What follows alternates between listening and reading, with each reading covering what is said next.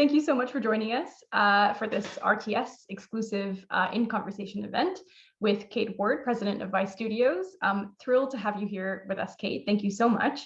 My name is Minoria Ravindran, I should say. I am international editor for Variety based out of London, and I'm just delighted to be here with Kate and chat a little bit about the Vice Studios strategy.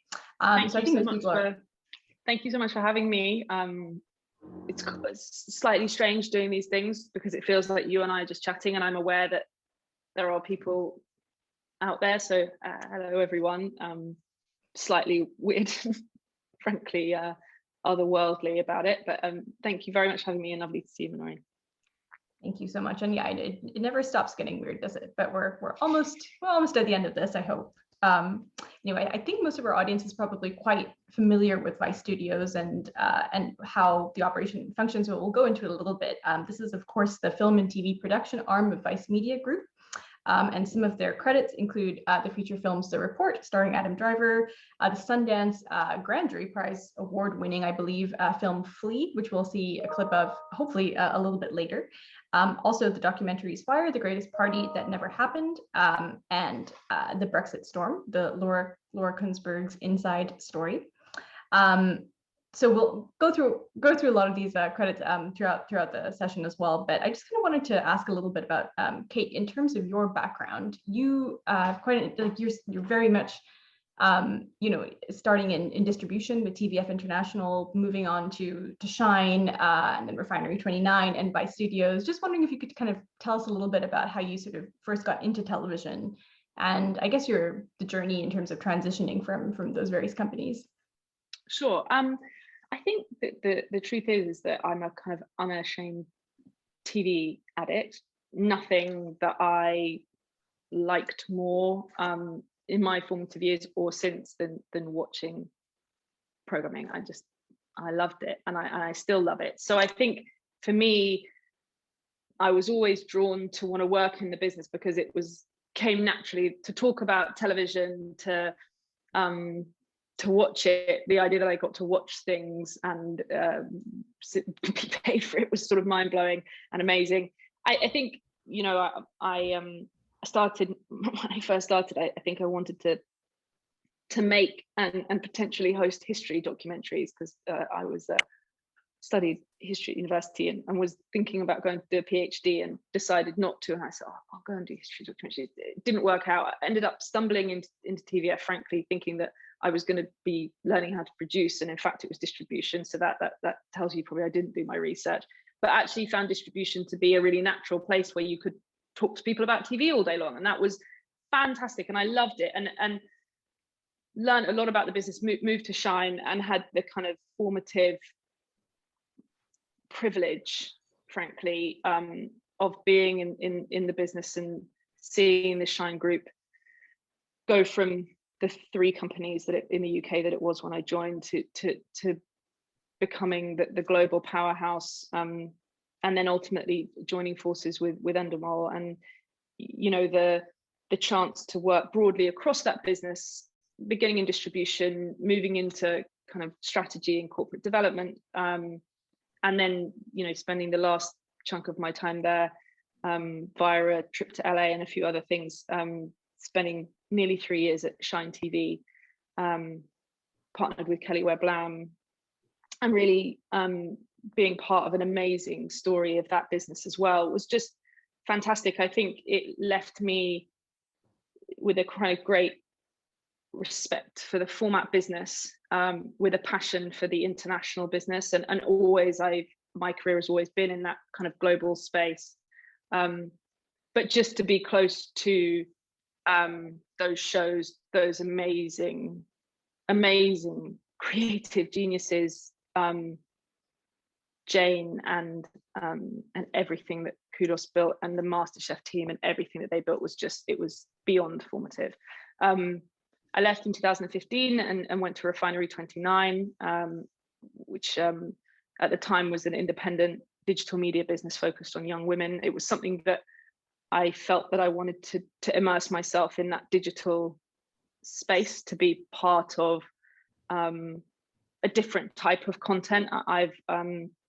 And it was fantastic. And then when we when we sold the business to Vice, Nancy asked me to run Vice Studios and to kind of bring those two worlds together and to return to kind of long form TV programming. And it was a very, very, very quick yes.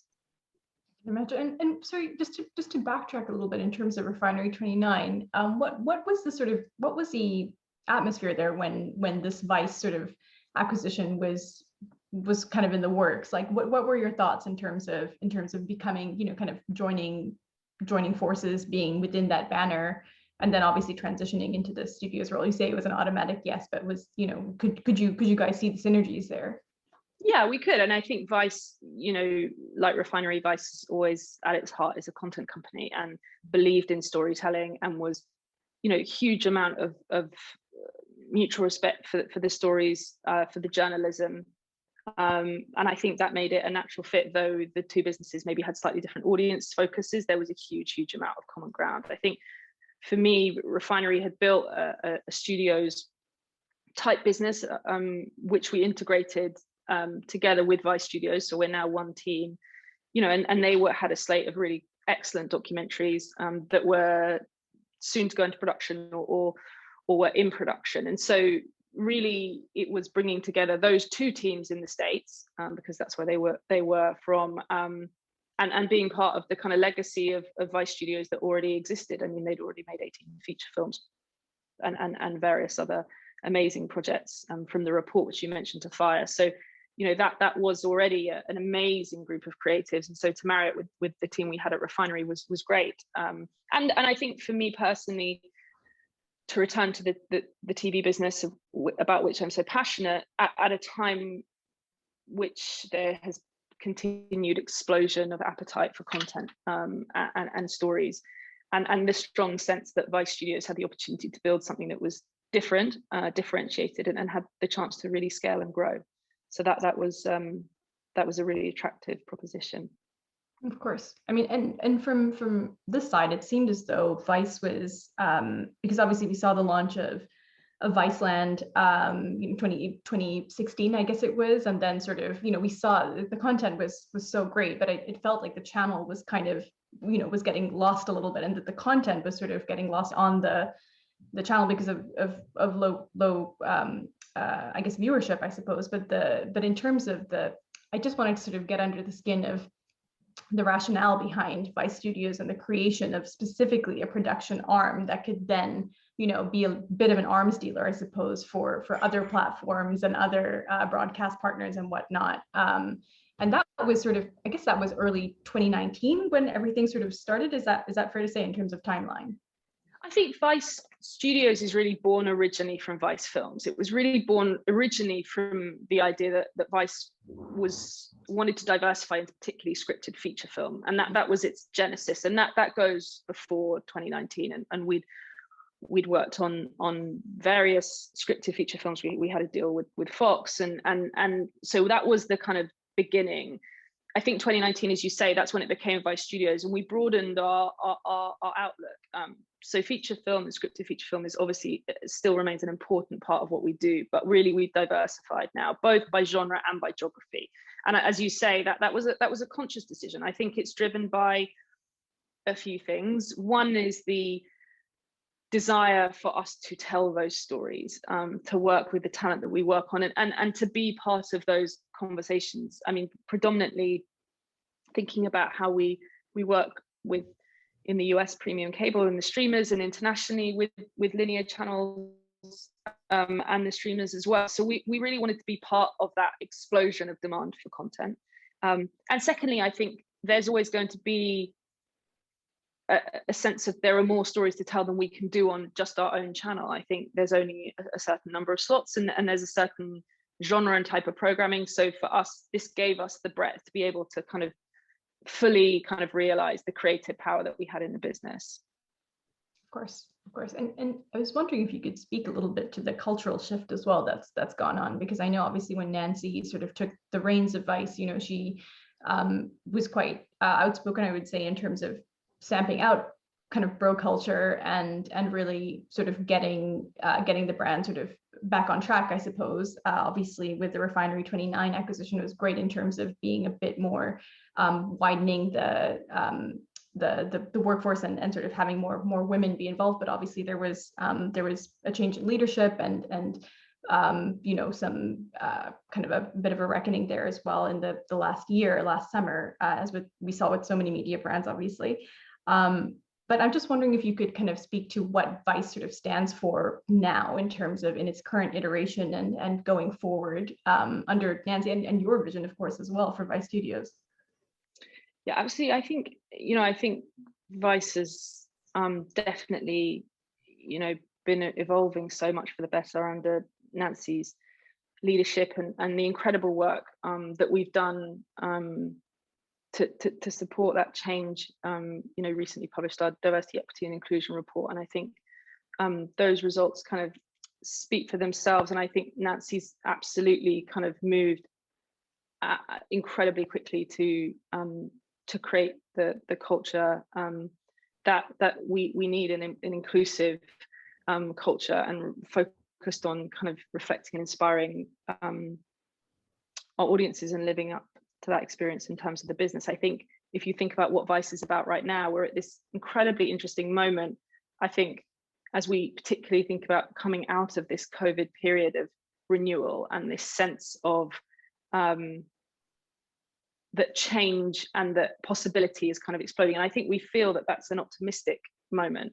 I think Vice really exists to give voice to kind of emerging voices and emerging talent rooted very much in that youth culture. But frankly, when we think about studios, what I'm excited about is that we tell stories that others don't tell, and with access that others don't have. But that access and that storytelling is really, really rooted in us being a brand that is immersive, that is inside the story, that is really seeking to kind of go deeper. And I think whether that's our news coverage and our journalism, or whether that's our entertainment and us being reflecting the forefront of culture, we really try and be there first.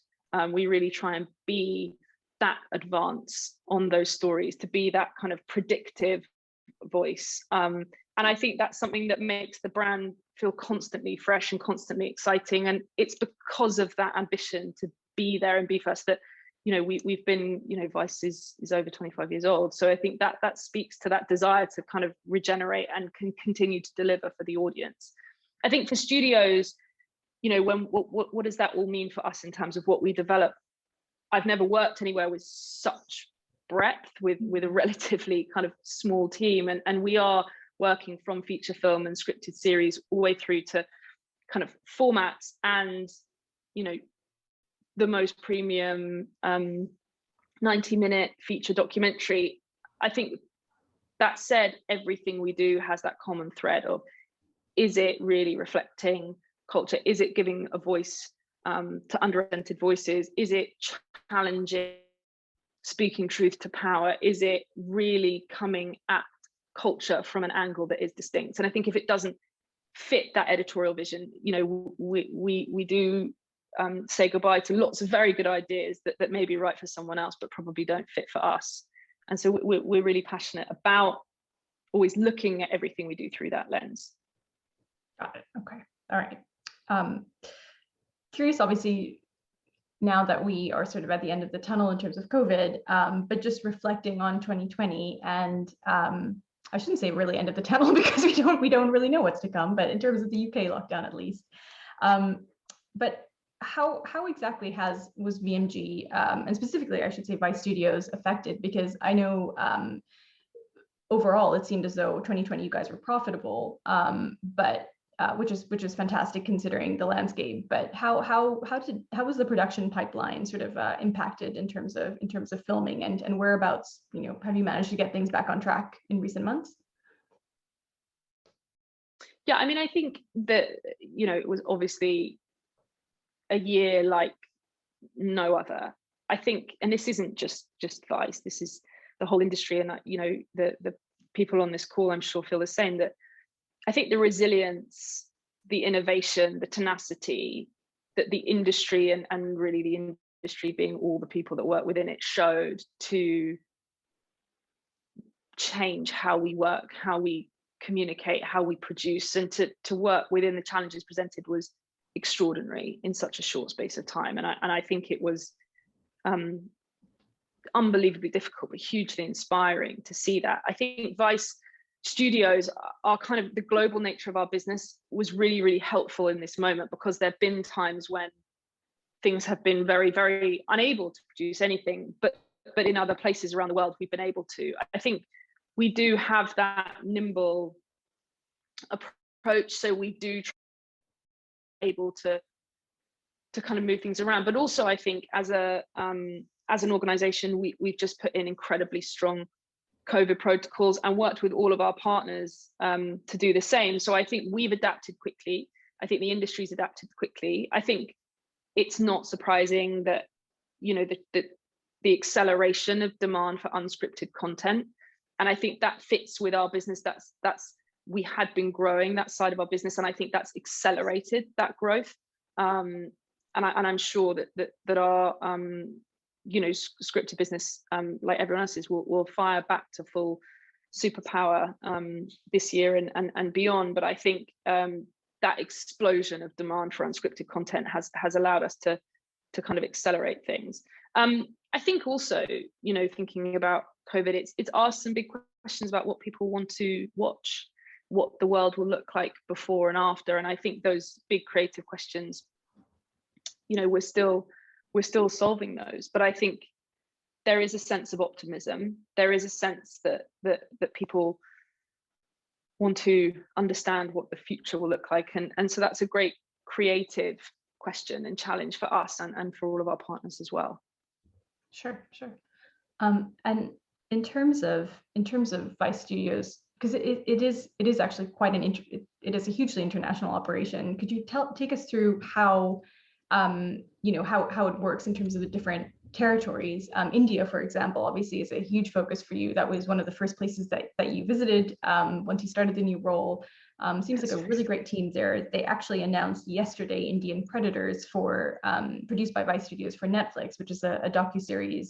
I guess that's sort of looking at you know, it's slightly different kind of take on crime. And I think actually what struck me about that commission is that it's quite new in terms of that level of premium kind of doc series within that market. And that seems like a unique thing that perhaps Vice Studios can do that, you know, that not everyone can. But I don't know if you could just sort of expand a little bit on India specifically and some of the other markets, that would be great. Sure. So I think just taking all the markets, we have a kind of big strength and depth in the US. Obviously, we've got in North America, we've got a team in LA, Toronto, New York. We have an amazing team in Mexico City who've produced some fantastic feature-length documentary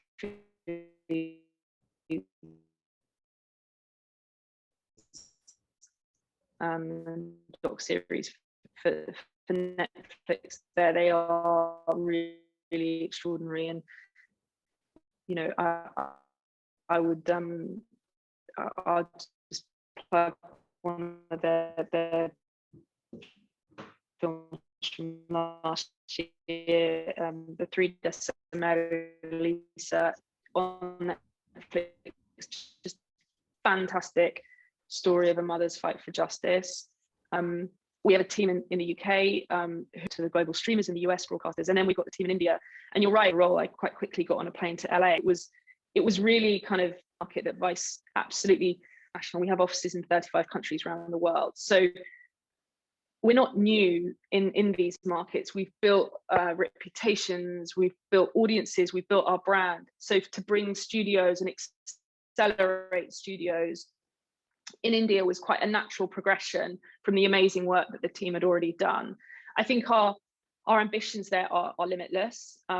We have become, I think, one of the leading, I'm confident to say, one of the leading kind of providers of unscripted content. You know, Indian Predator was announced yesterday as part of an incredible slate of projects for Netflix, but one of the few documentaries and the larger ones. But we have various other things in production that sadly I can't kind of talk about. But that's a really interesting project, Indian Predator. It's a doc series full of suspense, full of intrigue that essentially decodes the minds and the psychology of India's most notorious serial killers. In some ways, it speaks so clearly and obviously to the trend of super premium true crime that we've seen an explosion of, whether it's in the US, whether it's in the UK, but it's content that hasn't before been in the unscripted space really delivered with a totally authentic kind of local perspective. So that we see as something that is a great opportunity, and that's what we are really excited about, is this new space and opportunity to do super premium factual and doc programming out of India, and to make the market as known for that as it always has been for the incredible work that's come out of that market in terms of scripted. I think you're seeing the ability of those stories to travel. By the way, I think the interest in programming from India around the world is showing that those series can become global phenomena, and our ambition absolutely is to be part of that, and to deliver not just locally resonant programming that can be a global hit. Sure. Kate, I think actually I'm just wondering if you wouldn't mind just sort of repeating the line, sorry, what you were saying about the Mexico project, because I think there was a little bit of interference in terms of the maybe the Wi-Fi. So I think if we could I just got a note there, oh God, if you wouldn't mind. Sorry, that's fine. I did the idea that we could get through this hour without my children screaming or the internet cutting out was possibly too good to be true. So I'm sorry, everyone. I was saying we have an amazing team in Mexico City, and they've been really leading the way in terms of Spanish-speaking documentaries. I think that their first project that was one of the first significant Spanish language documentaries Netflix commissioned was 1994, which is absolutely incredible. And then last year they did her film called The Three Deaths of Maria Lisa, and it was a mother's fight for justice on Netflix. I really, really would urge you to watch it. It's an incredibly powerful story, and again, I think speaks to the themes and the subjects that we're really interested in: justice and crime, identity, people who are having to speak truth to power, who are trying to do things differently, and understanding the human stories ultimately as they try and find their place or elevate their voice in structures that are trying to suppress that. So I really would urge everyone to watch that film. And Indian Predator from India will be coming later on in the year, but yeah, we're super, super excited about it. Cool, thank you so much for doing that. I'm wondering how you guys sort of also leverage, the Vice IP through studios in terms of, I guess, also translating some of the digital IP that you guys are so well known for into programming. How do you kind of navigate that process? Well, we're just incredibly lucky, and I think it's the kind of thing that the magic actually of being part of the studios from a creative perspective. Vice has an incredible richness and depth of creativity in every single corner of business. We have the incredible team at Vice News creating content. We have our amazing digital teams. Our digital teams are publishing 1,500 pieces of content a day from all over the world. And that content can range from a really long read feature to a story with an amazing piece of talent on vertical video. It really is a huge range. And what we're able to do at studios is to work with our partners and our colleagues and friends across the range, whether it's ID, whether it's Refinery, whether it's Motherboard, whether it's Munchies, or whether it's Vice.com, and really be that kind of magpie picking up all of these amazing pieces of ideas. It's hard to do that at scale because there's so much, and finding those stories, but we work super, super closely with digital hand in hand to try and identify them and to try and work together to bring those to life. I think good examples of that is Fire Fest was based on a lot of original reporting that Vice did. A lot of that story was kind of born out of Vice. The report was drawn originally from amazing reporting from Vice News and the Vice News team. And so we are always thinking about how can we translate those pieces of IP. I think, going back to my personal story and, being part of seeing some of the huge formats and the power of IP to travel. I think we're always thinking about that. How do we identify those stories? How do you do it quickly? And how do you then translate them into new spaces? And then I think the more kind of clear route for that is where we can take a traditional format from digital to television. And we're doing that at the moment. We're about to launch it in the US and Canada, a really brilliant show called Shine True. And it's a documentary series, a factual series that explores the experience of trans and gender non-binary youth at pivotal moments in their life, and seeks to kind of understand their story and ultimately build the confidence for them to shine true and to be who they want to be. That was born from a digital short form series called Clothes Minded. And so we took that, we've adapted it for television, and we're doing it with Fuse and Out TV. Launches at the end of this month, and we're super proud of it. And we have a lot of that in development. I think it's not always easy to take something from digital to television, but I think it will change in that process. It has to change and it has to feel different, but it's something that we really believe in. And it's a kind of privilege to get to be part of all of that creativity and kind of harness it and harvest it, because, you know, it makes the experience of being at Vice creatively kind of really, really, truly exciting. And I mean, for something like Indian Predator then as well, is that something that could potentially be formatted, or are there some certain series that you have like that could also take that trajectory? Well, I think when we think about what do we gain by being part of this broader ecosystem, I think there's two distinct things. There's IP, whether it's a digital format that we take to television, or maybe an article that we can then turn into a scripted thing or documentary or a body of work and reporting. But I think there's also just fundamentally the insights and how deeply we understand the audiences that we talk to. Our digital teams, 350 million young people a month across all of our channels. So that sense of knowing what's next, being at the forefront of culture, understanding the trends. And so the opportunity for our development teams to really get to the heart of what's working on digital, why, what are the trends, what's everyone going to be talking about in 6 months.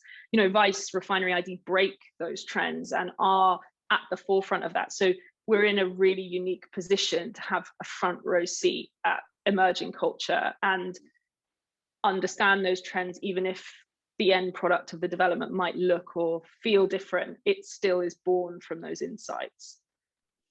Got it. Okay. And in terms of what it means to be, I guess, just thinking about, what it means to be Vice Studios in this climate, where you see, production companies are just, you see obviously the entrance of new streaming platforms, new buyers for content, a lot of production companies obviously competing for those commissions. What does it mean to be Vice Studios as opposed to another production entity? And is there a strategy that you have, and when you're approaching people like Netflix and Amazon? I'm not sure if maybe you could kind of shed some light on HBO Max and Disney Plus, whether those are, Vice and Disney Plus is definitely a combo that I'd be very curious to sort of see what you would cook up for those guys. But are you leaning into premium nonfiction, for example, when you're thinking about streaming clients? Yeah, I mean, I think the non-scripted business is just in its full breadth, right, from documentary all the way through to kind of formatted programming, is clearly just having a real moment. And I think that's super exciting. And I think we are obviously incredibly excited to be part of this kind of moment in broadcasting that does feel so unique. And I think there are more platforms, there are more buyers, we know that. That doesn't make it less competitive. I think it's made it's as competitive as it ever was. And the desire for distinct, powerful, audience relevant programming is not gone away because there's more places to sell to. And that might sound like a banal statement, but I just think it's important. I think it's sometimes easy to imagine that there's more buyers, so it's easier. That doesn't make it easier. I mean, you have to be as sharp as you ever were. And I think, that said, I think what's incredibly exciting is that you're seeing the ability for lots of different types of content to find voice. You're finding more places that can play and find audience for challenging feature documentary that may before have been niche is now attracting mainstream audiences. You're finding more outlets for subjects that perhaps previously were not seen as relevant. You know, we're in an amazing age for unscripted content, clearly, and I think our geographic diversity is something that has been critically important to us and remains critically important to us. The ability for us to pitch and sell stories everywhere, from India and Mexico to the States to the UK, I think that's been amazing. I think the other thing that's important, I think, is, as I said, different shapes of content. So all the way from premium documentary and feature documentary, all the way through to kind of formatted and kind of formatted factual programming. I think the ability to take advantage of that. I mean, we are working with Disney. We are working with Amazon. We are working with Netflix, and all of the streamers. Of course,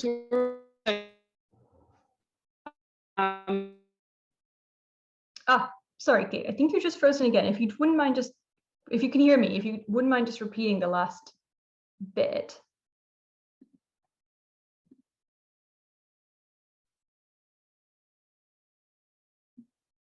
Kate, are you still with us? Let's see here.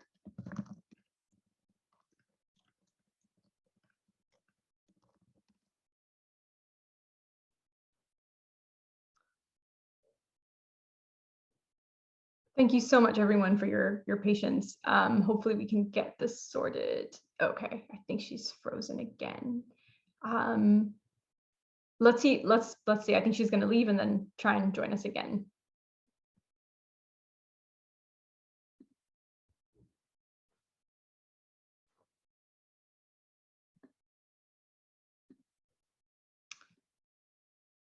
And I will ask her what Vice is working on for Disney, in case anyone is wondering. Let's see. Don't think she's back yet.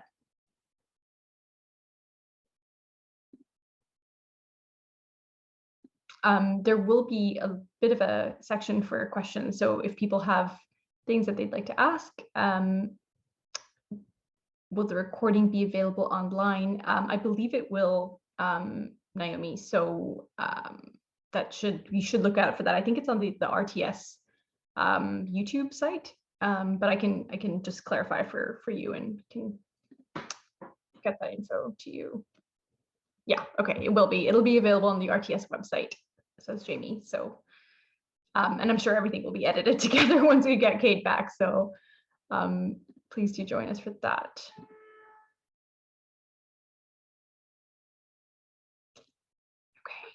I don't think she's with us yet.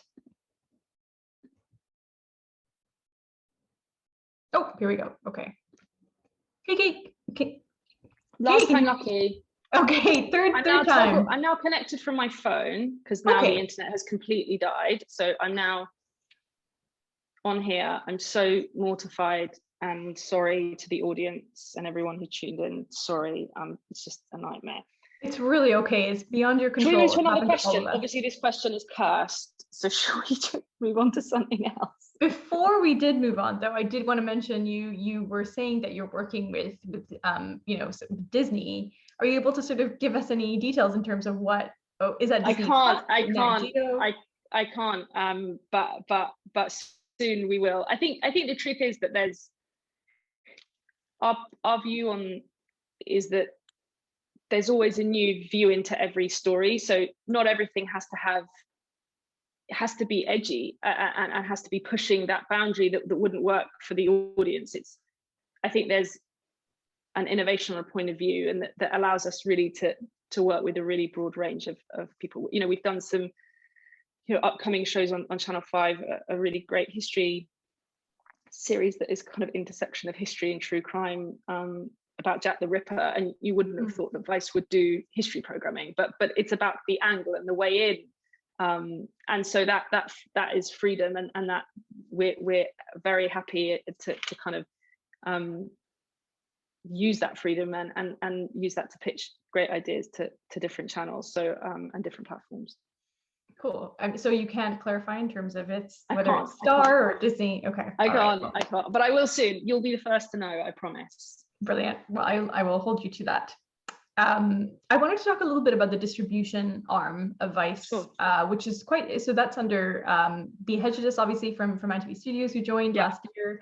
That seems like a very smart move in terms of kind of getting your guys' content really, really out there. What have you seen really resonating in terms of distribution, and where, which of course, obviously that is your background, you know all about how that works and whatnot, but where are these programs going to in particular? There are some key markets that Vice content is really landing. Yeah, I mean, we're incredibly lucky to have quite a big range of different types of partnerships. I think, you know, one of the ones that we're most proud of is our amazing partnership with SBS in Australia, and with you know, Peter and his team, I think have embraced Vice and our brand. We have a relationship with them. We have a channel, SBS Viceland, and really that's a significant strategic partnership where we're really working together to build you know, huge audience and really SBS the home of Vice's content. We have our own channel as well in France. With Canal, those are kind of foundational partnerships for us. But we also, of course, do distribute programs on a sort of show by show or a case by case basis. I think a bit like we've spoken about over the last year, that you know, the distribution business launched at the right time. I think you were very generous and have perhaps seen it as more strategic. The truth is, I think we were probably a few months behind schedule. But it just so happened that it all came together in the summer and at the height of the pandemic. And I think therefore we've been able to really help plug gaps in the schedule. I think premium immersive documentary programming is driving that catalogue, but I think we're seeing really good traction around some of our sports content as well, and some of our pop culture and entertainment content. I think Vice has been early on to various trends. You know, Dark Side of the Ring, I think, is a really great example of a wrestling doc hybrid. And I think now it seems like there are a lot of wrestling doc shows, but I think that was the original. And so there are these sort of tent poles of our catalogue, but we have 900 hours of premium programming, and really distribution allows us to have those conversations with broadcasters who maybe we're not working with in terms of original programming, and sometimes both, where we're doing originals and distribution at the same time. I think being an independent, particularly at the moment, as there are more S4 platforms than ever, you know, allows us to sell to everyone and allows us almost to kind of navigate the content wars really, really effectively. I think there's an appetite also for different types of partnerships where we can lend our marketing muscle as well as our content. So I think, you know, looking to the UK, the work we've done with All Four, it's been really successful, where we both are a content provider, but we also have a really deep and rich partnership in terms of audience development on social. So I think that's something different that we offer versus a normal distributor. Yeah. I mean, and where, like, in terms of penetration for those programs, like obviously Viceland was rolled out a few years ago. Are you seeing more success with distribution of your content into some of those third-party, you know, broadcasters and streamers, as opposed to, you know, when Vice obviously was a channel in certain markets? What's the difference right now?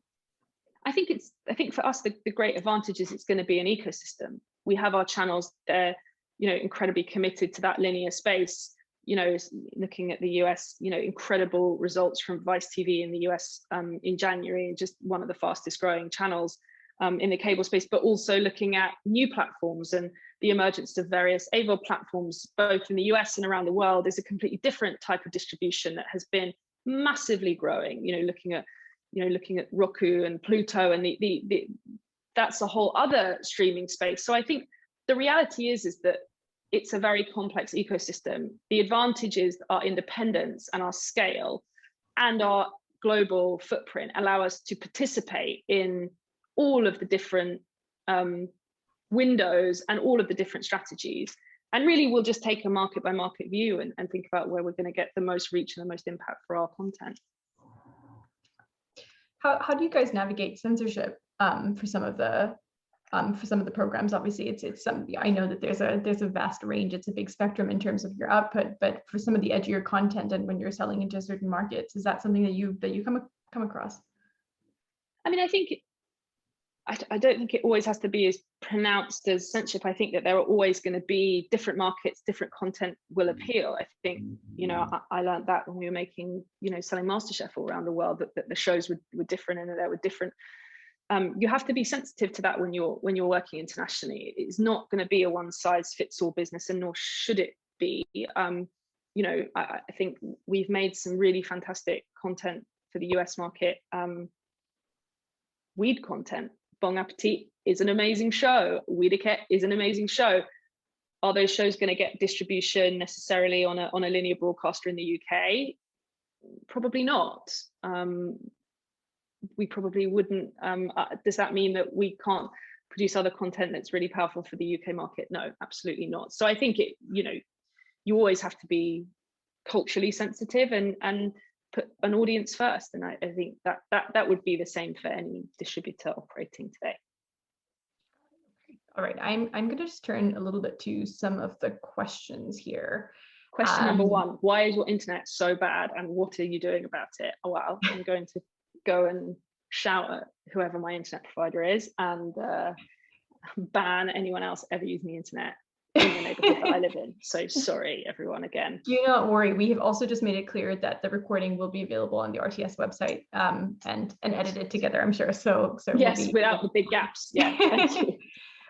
Okay. I wouldn't want to see my ratings from this session. It's sort of probably probably lost half the audience at various points. Anyway, sorry everyone again. No, there's a robust audience right now. So someone's wondering, Kate, how can screenwriters pitch to Vice Studios? Which is a good question in terms of how open are you to sort of, you know, people from outside your group kind of, and sort of, do you solicit those pitches at all?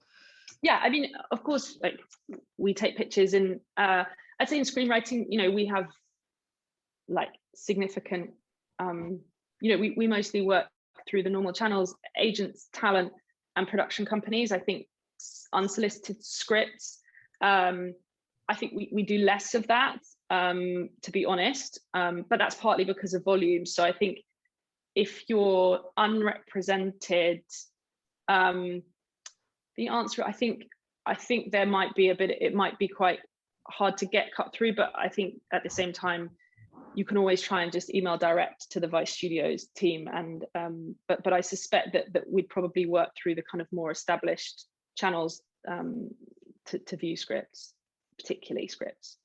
Got it. But you do sort of represent, I guess, third parties sort of in terms of bringing things into the fold for Vice Studios. Yeah, absolutely. I mean, we work in a whole load of different ways. I mean, we obviously we work, when we're working with scripts, we work with talent and writers, directors, other production companies. We partner all the time. We Flea, which you mentioned. You know, we were a financier and co-producer on that project, working with Monica Hellstrom and the amazing team at Final Cut for Real, but also partners from all over Europe. So we can be studio, we can be production company, we can sometimes be both. So there's a range of different ways that we think about the business.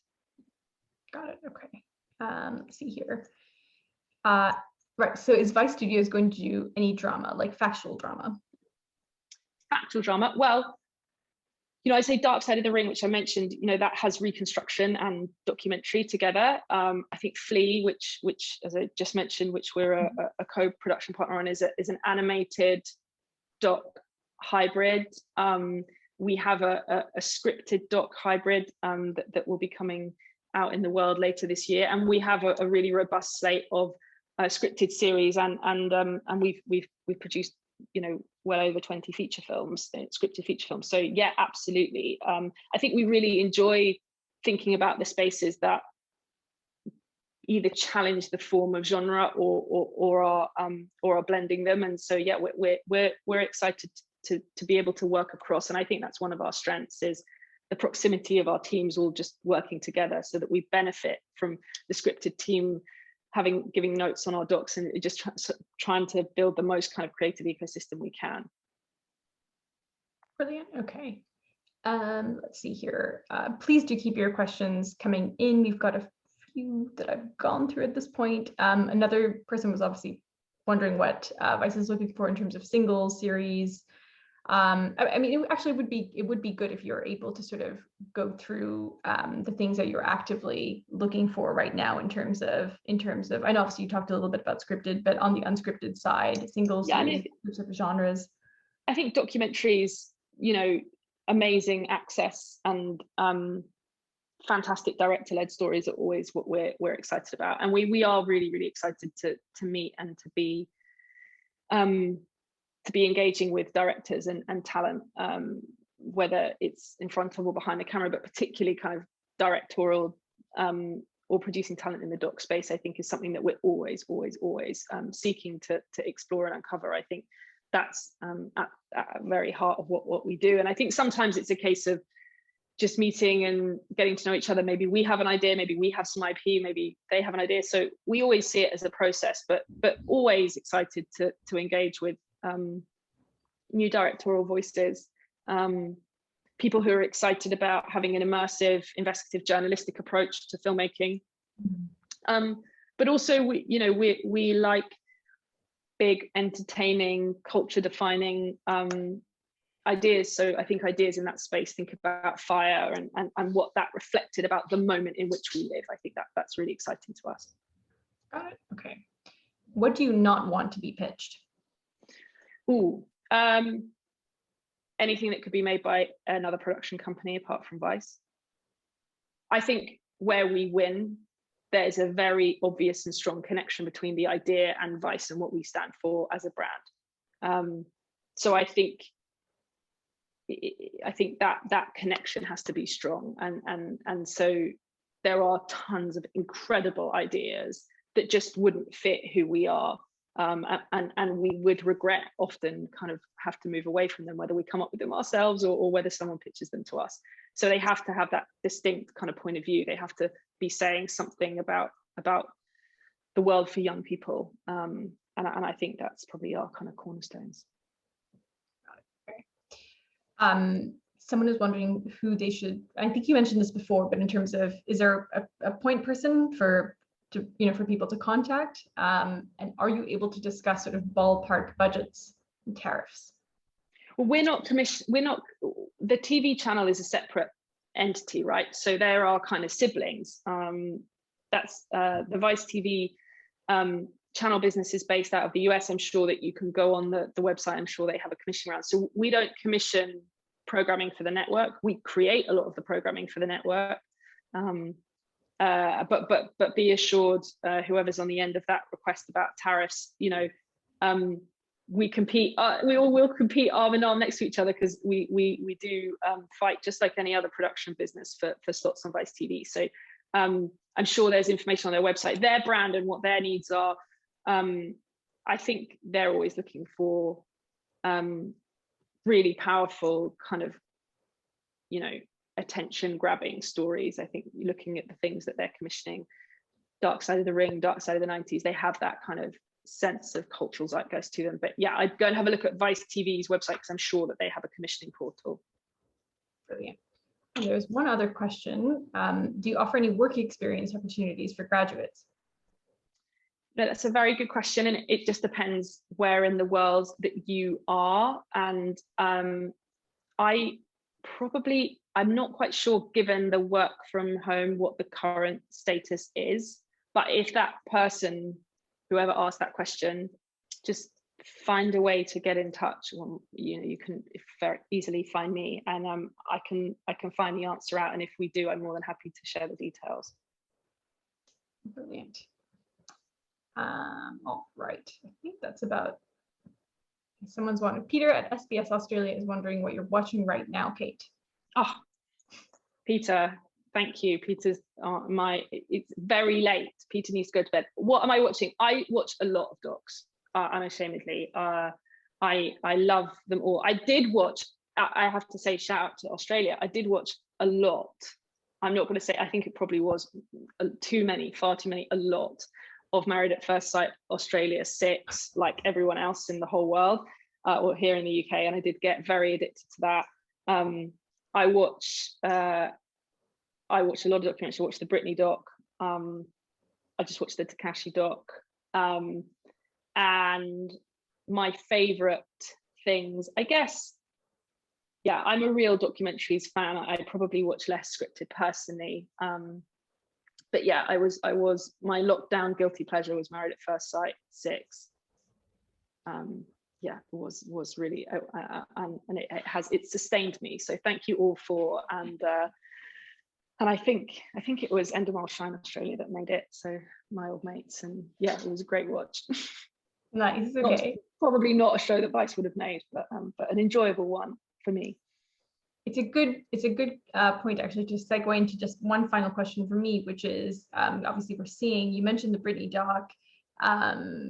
There's obviously the Mia Farrow, Woody Allen documentary that's also coming out, I think, in the UK on March 15th actually. Like obviously these are very sort of, access is so key to a lot of these kind of documentaries that we're really seeing, I guess, this really zeitgeisty type of fare, very character driven. Is that the sort of, are you guys chasing certain access like that? I know obviously you guys have kind of seems like you've gravitated more towards more cultural sort of wider topics, that are those sort of character docs things that you're looking for as well? Yeah, absolutely. I mean, I think access is critical. I think access is critical, and I think, you know, with all of these big documentaries, it's the auteur, it's the talent and the voice, the director behind them. So for us, I think it's the marriage of the two: the access, the director, and ultimately the take and the angle on those stories. And I think it's those in combination. I think that's, you know, I spoke about a bit about earlier, the power of Vice in terms of the, you know, the editorial engine that we have because of digital, and that reporting and that access and the depth of understanding and subject authority. We're really able to access their access through that, but also our own, and also working with amazing directors that have been shooting or have been building these stories over many years. So I think it's a combination, and definitely, you know, we're interested in you know, reflecting the kind of cultural, the forefront of culture, which is kind of where we sit in the ecosystem at Vice that we sit in every day. Both, you know, important films, and yeah, I think definitely they fit with the kind of ambition we have to tell big stories. But I think we span, you know, a huge amount of genres, but access is always critical. But talent, I think, is even more so. Great, brilliant. Well, on that note, I think I will wrap it up. I don't think we have received other questions, and I'm mindful of everyone's time, but thank you so much, Kate, for joining us. That was absolutely brilliant. It's great to hear a little bit more about what you guys are doing. It sounds like there are some interesting projects coming up. I will follow up with you on Disney because I'm very interested in what that shapes up to be. But brilliant. Thank you so much. Thanks for bearing us with your internet as well. And thank you, RTS, for the opportunity. Thanks, RTS. Thank you. And I'm so sorry again, everyone, but really a privilege to be part of this.